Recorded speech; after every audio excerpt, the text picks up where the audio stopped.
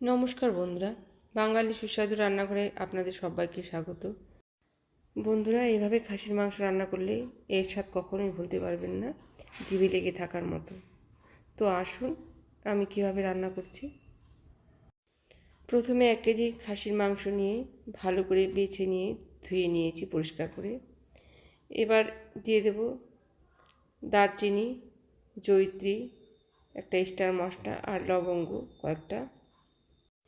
এবারে দিয়ে দেব জিরে গুঁড়ো, ধনে গুঁড়ো, গোলমরিচ গুঁড়ো, দারচিনি গুঁড়ো, লঙ্কা গুঁড়ো আর 3টে গোটা রসুন।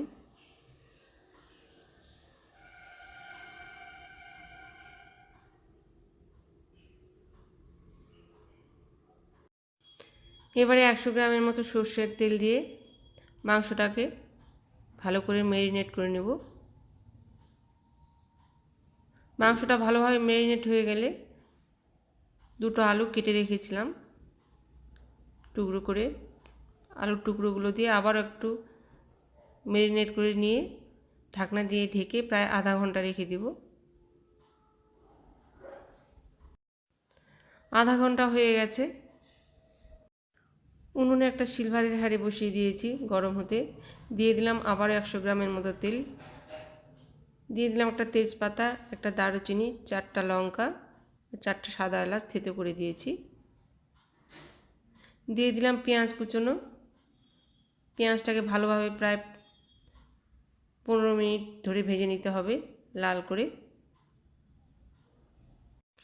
দিয়ে দিলাম 1 চিমটি লবণ, পেঁয়াজের মিষ্টি মিষ্টি ভাবটা যেন না থাকে।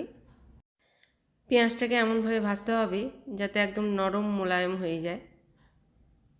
দেখতে হবে যাতে বেরেস্তার মতো না হয়ে যায়।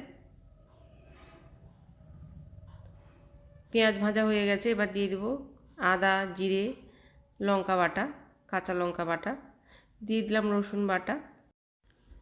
এবারে মশলাগুলোকে খুন্তি দিয়ে নেড়ে চেড়ে ভালোভাবে ভেজে নেব। মশলাগুলো ভালোভাবে ভাজা হয়ে গেলে দিয়ে দেবো একটা কেটে রাখা টমেটো। আবারও 1 মিনিট খুন্তি দিয়ে নেড়ে চেড়ে দিয়ে দেব ম্যারিনেট করে রাখা মাংসটা। এবারে মাংসটাকে মশলার সাথে ভালো করে মিশিয়ে নিয়ে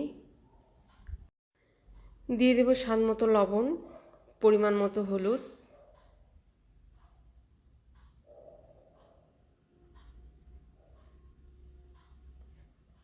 ধনে পাতা কুচোনো। আবারও খুন্তি দিয়ে ভালোভাবে নেড়ে চেড়ে দিয়ে দেব ফেটিয়ে রাখা দই আর দিয়ে দিলাম মশলার বাটি ধোয়া সামান্য জল। এবারে হাতা দিয়ে নেড়ে চেড়ে ঢাকনা দিয়ে ঢেকে রেখে দেব প্রায় আধা ঘন্টা। আর গ্যাসের ফ্লেমটাকে একদম লো করে দেব। আর মাঝে মাঝে ঢাকনা খুলে হাতা দিয়ে নেড়ে চেড়ে দেখে নিতে হবে তলায় যেন লেগে না যায়।